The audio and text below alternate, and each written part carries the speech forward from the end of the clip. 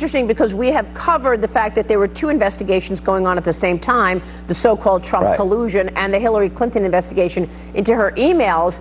But based on the Lisa Page testimony that was released a couple of weeks ago by Doug Collins over in the House, she said that they got word at the FBI that the DOJ was not going to press charges. So even before an interview with Hillary Clinton, even before the exoneration letter that Jim Comey wrote, they were told, don't even go there in terms of gross negligence, right? Yeah, so it seems to me that she was interviewed not under oath. She had a couple of her staff people with her. People in her campaign were given immunity without anything in return. Nobody in the Clinton email investigation went to jail for lying about the process because there was no process. And I know Bill Barr pretty well, and he's pretty upset about the way all this was handled. And I don't know if he's going to have a special prosecutor to look at the probability of criminal misbehavior.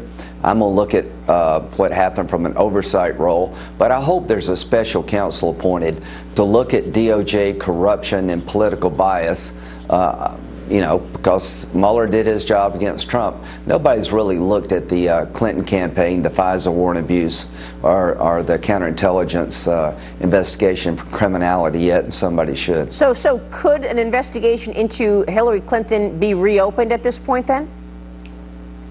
I'm not so much worried about retrying her, but I want to make sure that the public understands that she got away with something they wouldn't get away with. Right. I think it's important to understand that political bias probably drove the Clinton outcome, not the facts. I really don't believe that Comey just took over the investigation from Lynch based on a tarmac meeting. I just want the American public to know that the standard used against Clinton is an outlier. It's not the way business is done. And why did they choose that path? I think they had a political bias. They wanted Clinton to win, Trump to lose. And here's the point. How could she win if the Department of Justice indicted her? I think that's what drove the decision not to indict. They wanted her to win. Well, I mean, you would think that William Barr, as the new Attorney General, wants America to trust that the FBI and the DOJ are not getting politics involved in their investigations, that it's actually based on the rule of law. Do you think as a result of that he will seek this truth? Yeah, I know he will seek this truth, and my job is to find out how the system got off track, to provide oversight. Do we need to rewrite the FISA laws to make sure this never happens again? Do we need to have congressional rules about counterintelligence investigations of presidential campaigns? But somebody needs to look at the behavior and see if they violated the law. Like Mueller looked at the Trump campaign extensively. Nobody is taking a look at the other side.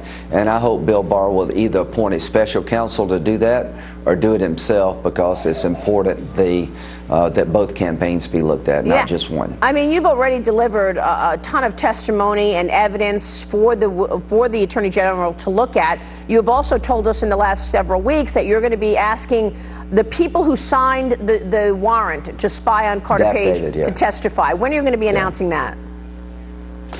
Well, May 1st, Barr is going to bring the Mueller report over, and to all these people who believe that somehow the summary given by Attorney General Barr is inaccurate, that's ridiculous. Do you think Bill Barr would risk his entire life's reputation by putting out a summary of a 400-page report that didn't get it right?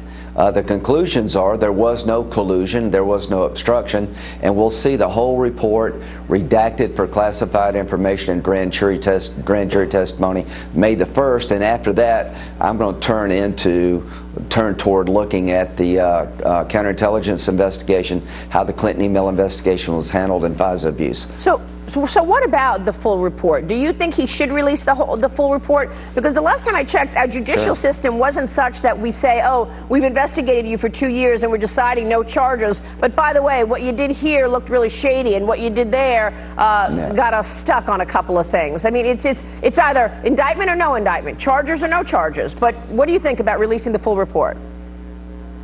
Well, Comey violated that principle by saying, we didn't find evidence of, she was extremely careless but not criminally liable for the Clinton email debacle. So what I want to do, this has been 2 years $25 million. I want to protect grand jury testimony, protect classified information, but I want the public to see the underlying document. This has been a cloud over President Trump for 2 years. That cloud has been removed, and I want people to see why Barr concluded what he did and why Mueller concluded what he did. Let's take a short break. I want to get your feelings on how Trump reacted. You were with him last week. We'll be right back. More with Senator Lindsey.